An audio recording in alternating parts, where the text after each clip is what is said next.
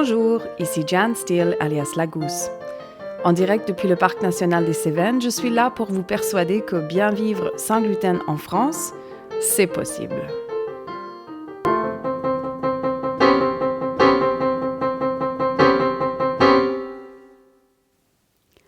Gérante d'une cuisine pédagogique et d'une chambre d'hôte 100% sans gluten dans le Parc national des Cévennes, je suis aussi malade cœliaque depuis toute ma vie et maman de 2 enfants qui eux aussi mangent sans gluten. La communauté des personnes vivant sans gluten est en croissance permanente. Mon objectif est d'offrir à ces gens des pistes vers une vie meilleure sans gluten. Allons-y!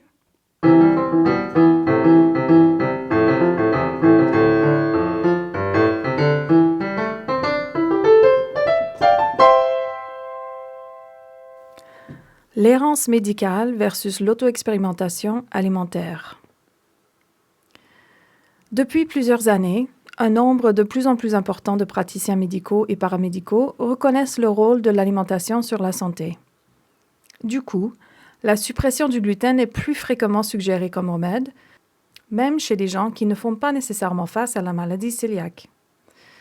C'est en partie dû au fait que, lorsque nous ne nous sentons pas bien aujourd'hui, il est courant d'avoir recours non seulement à des médecins, mais aussi à des naturopathes, des ostéopathes, des kinésithérapeutes, des acupuncteurs, bref, à des praticiens paramédicaux qui peuvent avoir une vision plus large de la santé. Et cette vision semble tenir compte beaucoup plus facilement du rôle que peut jouer une alimentation inadaptée sur la santé d'un individu.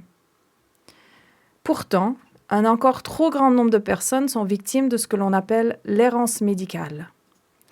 Malgré leurs efforts répétitifs pour identifier des solutions à leur santé affaiblie, ils passent d'un médecin à un autre et d'un spécialiste à un autre sur de longs mois, voire de longues années, sans pour autant trouver l'interlocuteur qui leur permette d'identifier leurs problèmes ni d'aller mieux. Pour moi, qui ai été diagnostiquée de la maladie cœliaque en 1977, je trouve ahurissant les histoires d'errance médicale que me racontent mes clients cœliaques lors de leur passage à la chambre d'hôte. Nous sommes en 2023 et la maladie cœliaque n'est pas le mystère qu'elle était autrefois. Certes, nous savons aujourd'hui que les symptômes qui peuvent en découler sont plus divers et variés que ceux que reconnaissaient les médecins à mon époque. Et certes, ces symptômes comptent parmi les troubles les plus généraux qui soient, et sont donc plus difficilement attribuables à une maladie spécifique. Mais il me semble toutefois que des interventions alimentaires relativement simples, telles que la suppression du gluten, ne serait-ce que sur une courte durée, comme expérience individuelle visant à recueillir des données supplémentaires sur l'état du patient par exemple, devraient plus souvent faire partie des recommandations. Faute de quoi, les gens devraient oser tenter cette expérimentation alimentaire par eux-mêmes. Maintenant, je sais très bien qu'il y a encore débat sur la sagesse de supprimer le gluten de son alimentation avant d'avoir un diagnostic clair et précis. Nombreux sont les médecins et les spécialistes qui vont crier « Attention » à l'idée. Car la suppression du gluten avant de confirmer un diagnostic de maladie cœliaque complexifie le processus de diagnostic par la suite. Nous y reviendrons. Ceci dit, c'est un argument que j'entendrai mieux si l'on arrivait vraiment à diagnostiquer rapidement la maladie cœliaque, mais tel n'est pas le cas. De manière générale, la maladie cœliaque partout dans le monde ne toucherait que 1% de la population. Sur le site web de la Société nationale française de gastro-entérologie, c'est indiqué que 700 000 personnes vivent en France aujourd'hui avec la maladie cœliaque, mais que cela ne représente que 10 à 20% des cas réels. Cela voudrait dire qu'il y a jusqu'à 3 millions de cas non diagnostiqués dans notre pays. C'est pas rien. À mon sens, le risque de vivre malade en tant que cœliaque non diagnostiqué est bien plus élevé que celui de devenir acteur de sa santé en supprimant le gluten pour en expérimenter les effets. Pourquoi? Car la maladie cœliaque est une maladie auto-immune. On entend encore aujourd'hui qu'il s'agit d'une maladie digestive, mais non, en fait. Là où se dérègle mon système en tant que cœliaque, c'est au niveau de mon système immunitaire. Certes, les séquelles de ce dérèglement s'expriment au niveau de mon système digestif, lorsque mon propre système immunitaire s'attaque à la paroi de l'intestin grêle. Mais comme toute autre maladie auto-immune, c'est donc le phénomène de la création d'auto-anticorps qui doit être interrompu. Concrètement, qu'est-ce que l'on risquerait alors à vouloir supprimer le gluten soi-même sans validation médicale? Eh bien, tout d'abord, plutôt que de réévaluer leur alimentation de fond en comble lorsque l'on adopte une alimentation sans gluten, les gens ont beaucoup trop tendance à ne faire que substituer un produit classique avec gluten par un produit industriel sans gluten. Mais il est important de le dire, mal manger sans gluten n'est pas mieux que mal manger avec. Les produits industriels ne doivent pas représenter la majeure partie de ce que nous mangeons. Et si tel est le cas pour vous, il est évident qu'avec ou sans gluten, vous ne vous sentirez pas bien. Il va donc sans dire que si vous considérez supprimer le gluten de votre alimentation pour voir s'il vous pose problème, ne faites pas cette erreur. À minima, écoutez l'épisode numéro 2 de ce podcast intitulé « Les premiers pas vers une alimentation sans gluten » ainsi que l'épisode 3 intitulé « Mes conseils pour manger sans gluten intelligemment ». Ainsi, vous aurez au moins une petite idée de comment procéder. Le principal risque de supprimer le gluten avant d'avoir un diagnostic clair et précis quelconque se pose justement au niveau du diagnostic de la maladie cœliaque. L'une des premières mesures qui est faite pour diagnostiquer la maladie cœliaque est une prise de sang pour mesurer les anticorps au gluten ainsi que les auto-anticorps. Or, si l'on arrête de consommer le gluten, les taux d'anticorps commencent à diminuer. Et ils peuvent donc être trop bas pour confirmer la maladie si l'on passe ce test après avoir supprimé le gluten, même si la maladie cœliaque est pourtant bien présente. Dans mon cas, par exemple, si je passais ce test aujourd'hui, le résultat serait négatif car je ne consomme pas de gluten du tout depuis très longtemps. Dans mon sang ne se trouveront donc ni des anticorps au gluten, ni des auto-anticorps. Une personne qui souhaitait confirmer le diagnostic de la maladie cœliaque après avoir supprimé le gluten aurait donc à remanger du gluten sur une période et de resubir les symptômes de la maladie qui en résulteraient avant de repasser le test. Un autre argument contre la suppression du gluten sans avoir obtenu un diagnostic préalable, exprimé par certains médecins, est que sans diagnostic, les gens ne seront pas suffisamment motivés pour appliquer tout l'effort nécessaire pour bien adhérer à une alimentation stricte sans gluten, qu'ils finiront par tricher en s'imaginant que ce ne soit pas très grave. En toute honnêteté, ce concept me déplaît.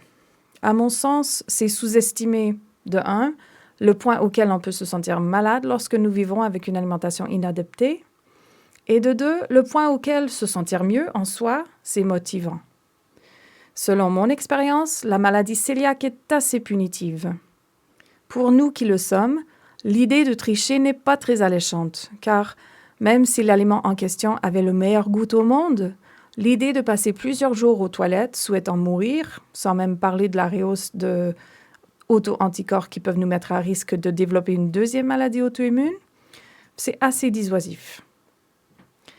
Mais disons qu'on entend ces arguments contre la suppression du gluten par un individu, juste pour voir. Disons que l'on souhaite, à tout prix, poursuivre le diagnostic clair et précis fortement recommandé par notre médecin. Quels seront donc les avantages de ce diagnostic?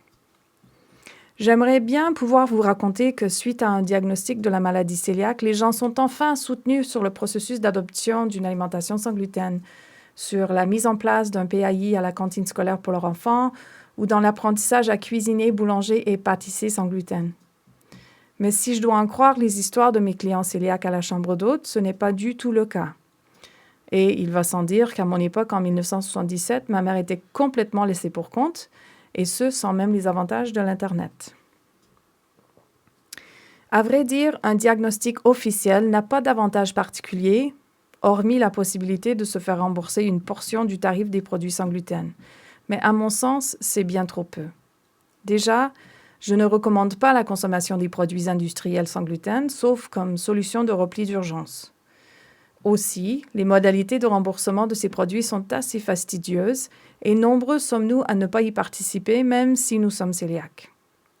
Et il ne faut pas non plus oublier que l'errance médicale comporte elle aussi des risques. À mon sens, si une personne choisit de tenter la suppression du gluten de son alimentation, avec ou sans recommandation médicale, et qu'elle connaît une nette amélioration de sa santé, une solution claire et précise à ces problèmes sera alors identifiée, même si elle n'a toujours pas de nom clair et précis pour le problème.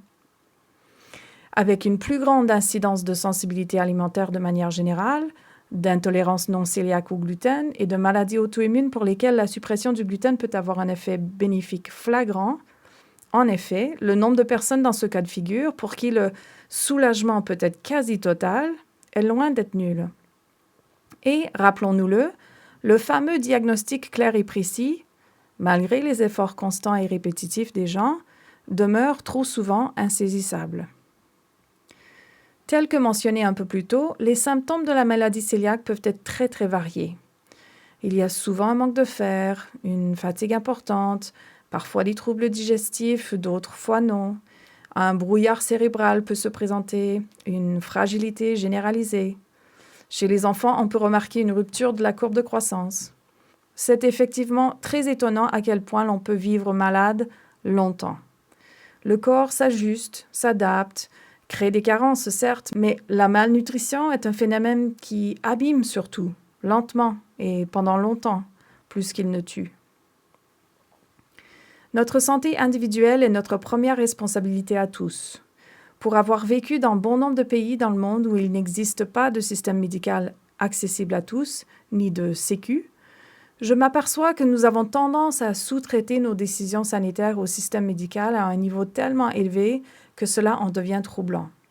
À nous d'agir pour nous sentir mieux, à nous de conduire nos propres expérimentations avec notre alimentation, à nous d'apprendre sur le fonctionnement de notre corps. Si nous tous assumions la responsabilité de notre santé et si nous agissions pour l'améliorer nous-mêmes, nos sociétés en sortiraient généralement améliorées et, avec ou sans diagnostic, des malades cœliaques arriveraient à se sentir plus vite mieux. Voilà pour aujourd'hui. D'ici un prochain épisode, portez-vous bien.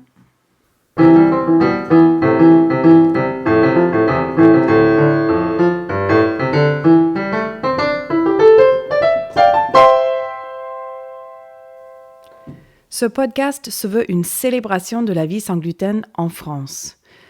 Vous avez une question par rapport à la vie sans gluten? Posez-la. Plusieurs fois dans l'année, on fera un épisode foire aux questions pour essayer de vous trouver les réponses. Car vous savez, la question que vous avez vous, d'autres l'ont aussi sans aucun doute. Vous faites face à un problème relié à votre alimentation sans gluten? Parlons-en. Dans la mesure du possible, nous en ferons un épisode en partageant nos expériences communes ou en tâchant d'exposer un problème pour lequel une solution n'est toujours pas dispo. Enfin, si vous souhaitez partager votre témoignage de rétablissement grâce à une alimentation sans gluten, vous trouverez un formulaire en ligne sur le site lagousse.fr/podcast. Vous aider à retrouver un mieux-être sans gluten, c'est ma passion. N'hésitez pas à vous abonner pour être au courant dès la sortie de chaque épisode. Plus notre communauté est soudée, plus facilement nous pourrons échanger les réponses et les solutions à nos différents problèmes. Bien vivre sans gluten en France, c'est possible. Les défis sont nombreux, mais les solutions aussi. D'ici un prochain épisode, portez-vous bien.